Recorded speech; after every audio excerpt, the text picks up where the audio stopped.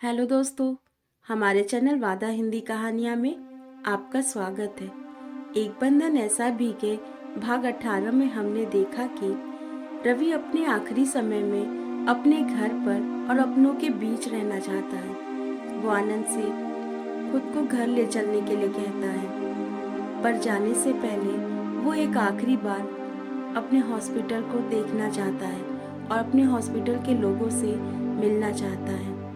सभी उसे पूरा हॉस्पिटल घुमाते हैं। उसके बाद सभी उसे घर लेकर चले जाते हैं। चलिए हम इस कहानी में आगे चलते हैं।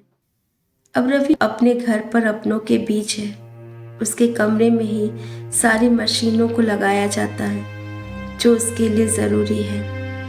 रवि अपनों के बीच आकर काफ़ी खुश है, पर उसे अपने हॉस्पिटल छोड़ने का काफ़ी दुख भी है।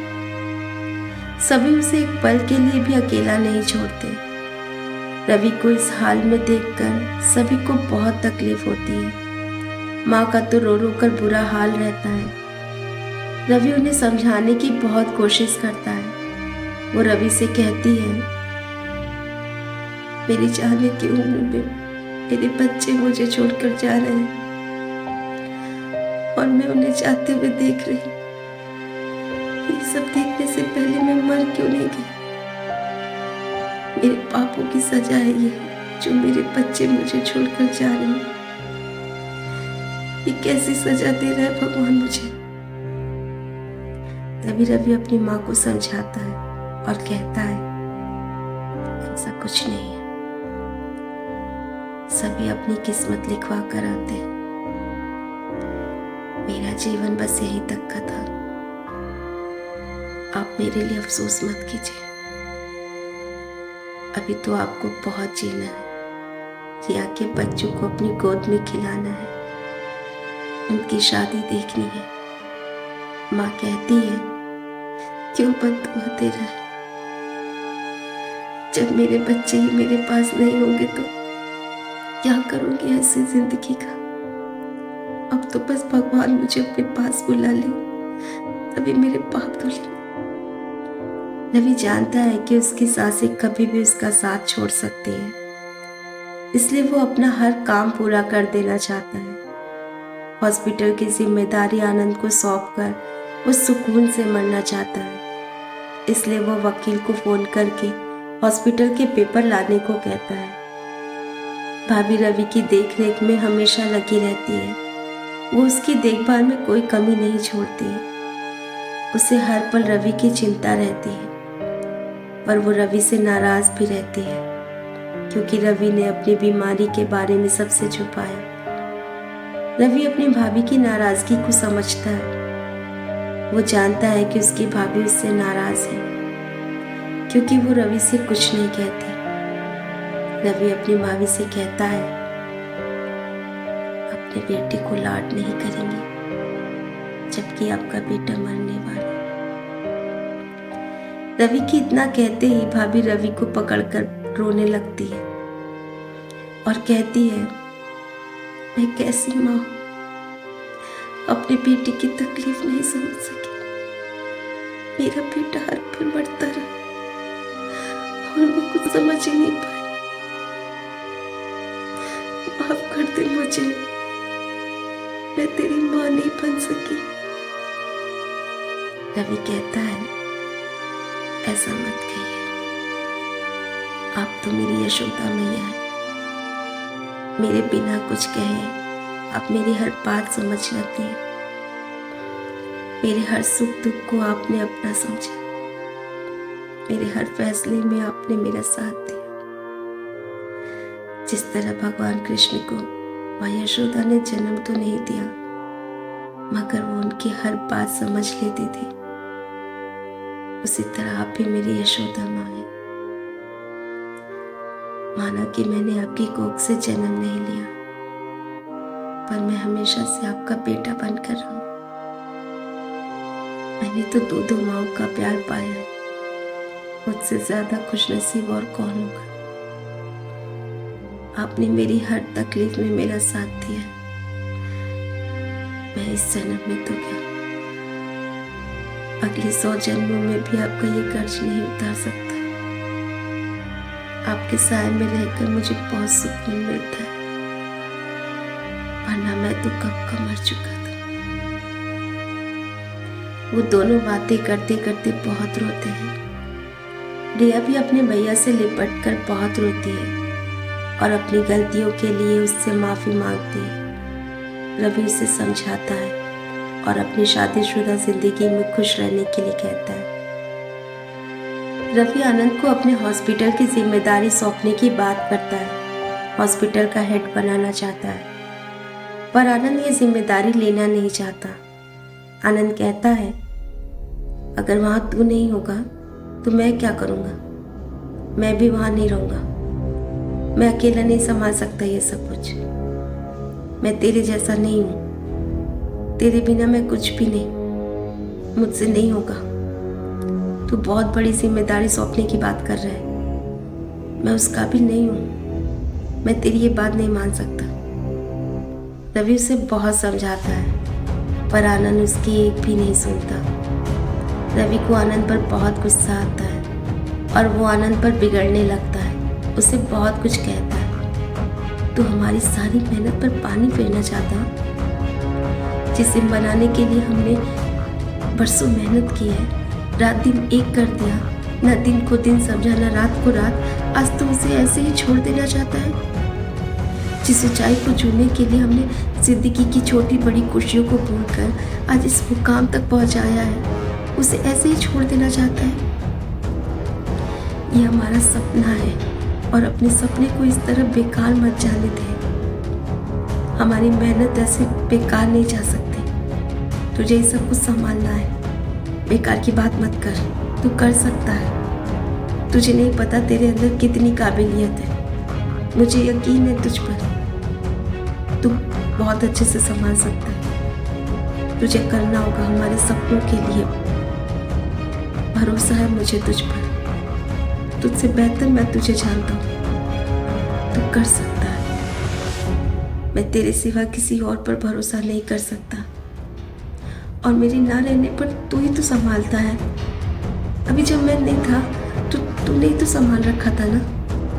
तो अब क्यों नहीं कर सकता? पर आनंद रवि की एक नहीं सुनता। इस बात को लेकर उन दोनों में बहस हो जाती है। रवि अपने भैया से कहता है। भैया को रवि की बात सही लगती है। वो आनंद को समझाते हैं। भैया के समझाने पर आनंद उनकी बात मान लेता है और ये जिम्मेदारी उठाने के लिए तैयार हो जाता है। वकील के आने पर रवि सभी फॉर्मेलिटी पूरी करता है।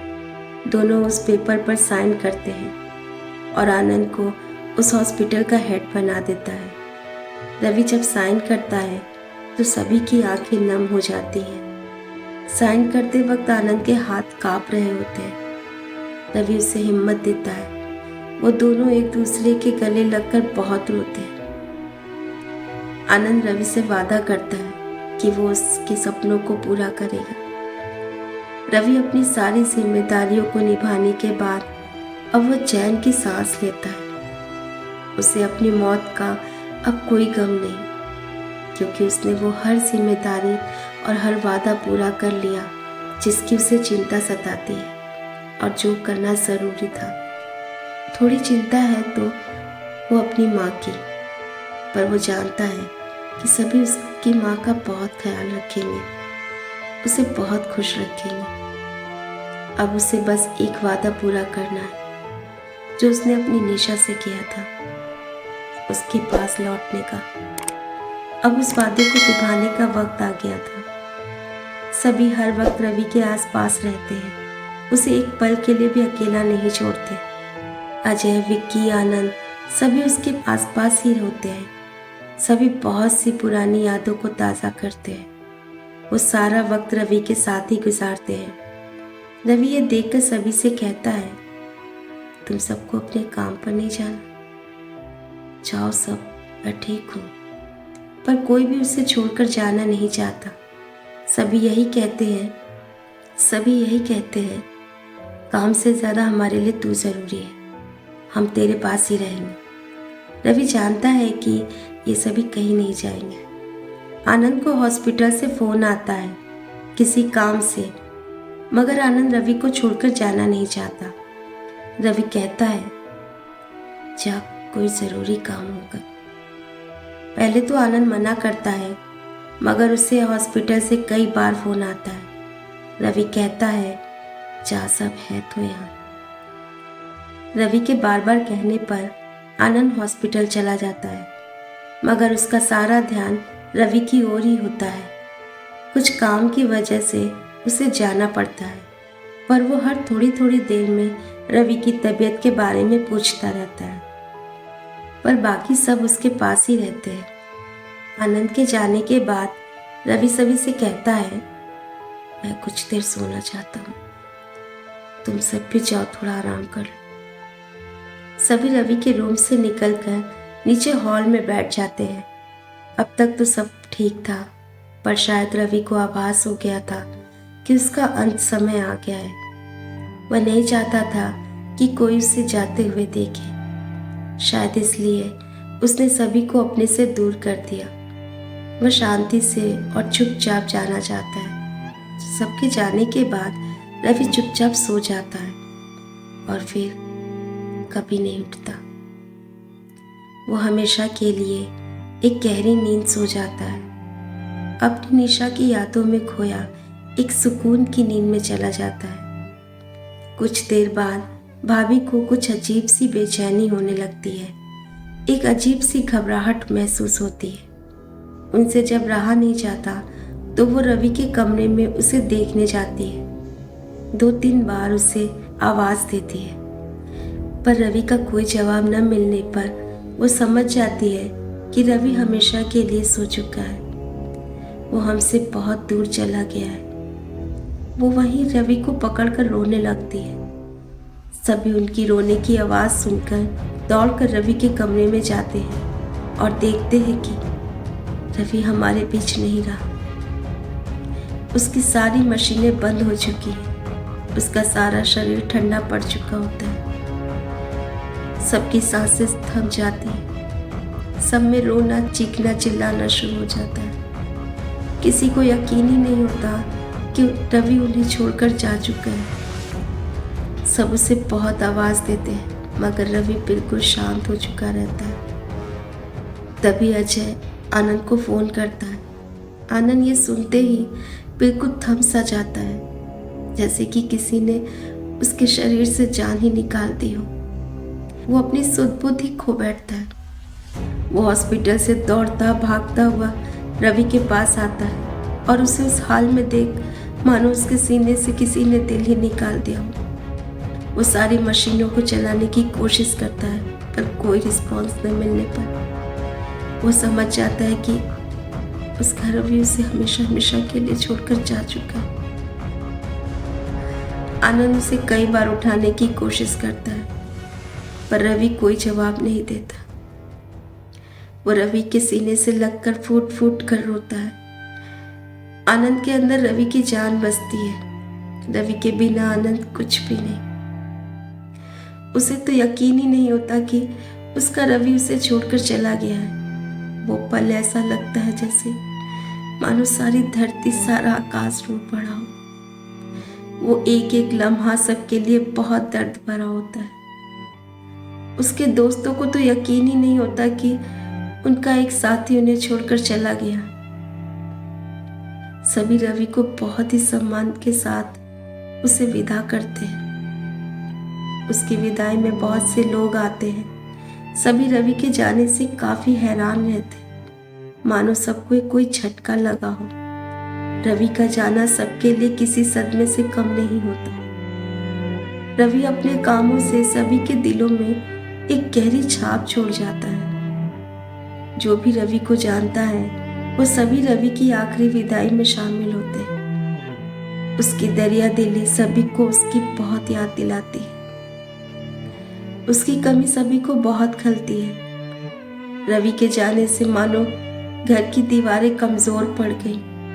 सारे रिश्ते पीछे छूट गए। दोस्ती का हाथ छूट गया हो जैसे। उसे विदा देने के बाद जब सब वापस लौटते हैं तो ऐसा लगता है जैसे पीछे कुछ छूट गया हो। रवि का साथ बस यहीं तक का था। फिर सभी अपने अपने घर चले जाते हैं। ऐसा लगता है जैसे कि सबके दिलों से किसी ने धड़कन ही चुरा ली हो। रवि की कमी सबको बहुत खलती है, उसकी याद सभी के दिलों को झंझोर देती है। यही रवि का चैप्टर क्लोज हो जाता है। रवि का जाना किसी के लिए भी बर्दाश्त करना आसान न था। रवि को भुलाना जितना उसके घर वालों के लिए मुश्किल था, उतना ही उसके दोस्तों के लिए भी। कोई ऐसा दिन नहीं, कोई ऐसा पल नहीं जब उन सब ने रवि को याद न किया हो। सबसे ज्यादा मुश्किल आनंद के लिए होता है। जहाँ रवि के बिना उसका एक भी दिन नहीं गुजरता, वहीं पूरा हॉस्पिटल बिना उसके संभालना बहुत मुश्किल होता है। उसका कमरा, उसकी हर एक चीजों से उसकी यादें जुड़ी होती हैं। आनंद को तो यकीन ही नहीं होता कि उसका साथी उसे छोड़कर चला गया। उसका और उसके यार का साथ बस यहीं तक का था। ये मानना आनंद के लिए बहुत मुश्किल होता है। रवि के बिना उसे कुछ भी अच्छा नहीं लगता। उसकी कमी को तो कोई पूरी नहीं कर सकता, मगर आनंद रवि से किया वादा निभाता है। वो उसकी हर जिम्मेदारियों को बखूबी निभाता है। रवि के जाने के बाद सभी धीरे धीरे अपनी दुनिया में व्यस्त हो जाते हैं, लेकिन उसकी यादें आज भी सबके दिलों में ताज़ा है। ऐसा कोई लम्हा नहीं, कोई पल नहीं जब किसी ने उसे याद न किया हो। रवि में सबकी जान बसती है। रवि का नाम सबकी पहचान है। दोस्ती की जान है रवि। उसके बिना तो सब बेजान है। उसके बिना घर हो या यारों की महफिल, सब अधूरा है। आनंद जब भी हॉस्पिटल जाता, उसे रवि की कमी हमेशा खलती है। उसके बिना उसे कुछ भी अच्छा नहीं लगता। सब अधूरा अधूरा सा लगता है। पर आनंद ने सब कुछ बहुत अच्छे से संभाल लिया है। उसने अपने लिए दूसरी कुर्सी मंगवाई है, पर उसकी कुर्सी पर वो नहीं बैठता। वो उसकी कुर्सी और उसकी हर चीजों को बहुत ही संभाल कर रखता है। वो जब भी किसी उलझन में होता तो यही सोचता है कि अगर रवि होता तो क्या करता, और इस तरह उसे अपने हर सवालों के जवाब मिल जाते हैं। रवि के न होने पर आनंद ने पूरे हॉस्पिटल को इस तरह संभाला है जैसे रवि ने संभाला था। पर रवि की कमी आज भी पूरे हॉस्पिटल को खलती है। रवि के बिना घर के लोगों की हालत तो ऐसी है जैसे किसी ने उनके अंदर से जान ही निकाल दी हो। रवि इस घर की धड़कन था और भगवान ने उस धड़कन को ही छीन लिया। वो सांसें तो लेते हैं सिर्फ जीने के लिए। माँ की तबीयत पहले से ज्यादा बिगड़ती जा रही है। वो पहले से ज्यादा बीमार रहने लगी। रवि की याद में वो बहुत कमजोर हो गई। अपने बेटे को खोने का दर्द किसी भी माँ के लिए आसान नहीं। भैया ने अपने आप को अपने काम में इतना बिजी कर दिया है जिससे उन्हें रवि की याद ही न सताए। रिया अपनी शादीशुदा जिंदगी में खुश है, मगर अपने भाई को खोने का गम उसे हर पल सताता है। भाभी आज भी रवि के कमरे को इस तरह रखती है जैसे रवि रखा करता था। वो उसकी सभी चीजों को संभाल कर रखती है और उसे याद करके बहुत रोती है। सभी दोस्त अपनी शादीशुदा जिंदगी में खुश हैं और अपने अपने कामों में बिजी हो गए हैं, पर आज भी रवि की कमी उन्हें बहुत खलती है। उन्हें आज भी रवि की यादें बहुत रुलाती है। अब कोई ज्यादा एक दूसरे से मिलता भी नहीं। अब कोई ज्यादा एक दूसरे से नहीं मिलता।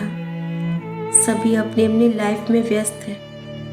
यहाँ तक कि रवि के घर अब सबका आना जाना भी कम हो गया है। वो वहां जाना नहीं चाहते क्योंकि उन्हें रवि की याद सताती है। पर आनंद घर वालों का हालचाल लेने और माँ की तबीयत जानने के लिए वहां जाया करता है, पर वो भी वहां जाना नहीं चाहता। उसे रवि की याद सताने लगती है। वो आता तो है पर ज्यादा देर रुकता नहीं। रवि के साथ बिताया वो एक एक पल उसे याद आने लगता है। बस ऐसे ही सबकी जिंदगी चल रही होती है। पर रवि आज भी सबके दिलों में जिंदा है। उसकी यादें आज भी सबके दिलों में ताज़ा है। दोस्तों, ये कहानी यही खत्म होती है। उम्मीद करती हूँ कि ये कहानी आप सभी को पसंद आई होगी। अगर ये कहानी आपको पसंद आई हो तो प्लीज़ हमारे चैनल को अपना सपोर्ट दें और ऐसी ही अच्छी कहानियों के लिए हमारे चैनल को सब्सक्राइब करें। धन्यवाद।